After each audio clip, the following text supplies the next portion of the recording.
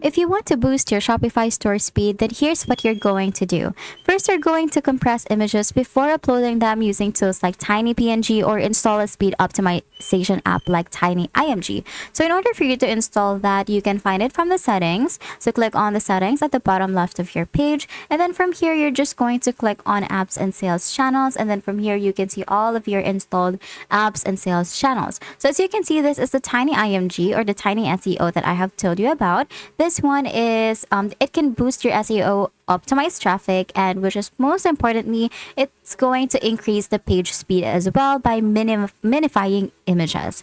Now, if you use this, it will automatically boost your Shopify store speed because as we know, images can slow it a bit down. Now, the next thing that you're going to do is we're going to head back to apps and sales channels, and then we're going to remove unused apps and scripts because they slow down loading. So we're going to limit the number of high resolution videos or large sliders on your homepage. Also, choose a fast, lightweight Shopify theme and enable online store in the online store a lazy loading if it is available. So for you to do that, we are going to head over to online store from the sales channel section, and then from here we're going to click on preferences.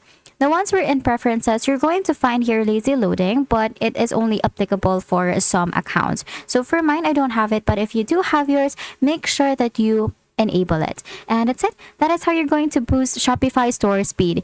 I recently created a 1 hour long step-by-step Shopify tutorial which can help you set up your store in no time. If you want to learn more, click here to watch the full video and I will see you there.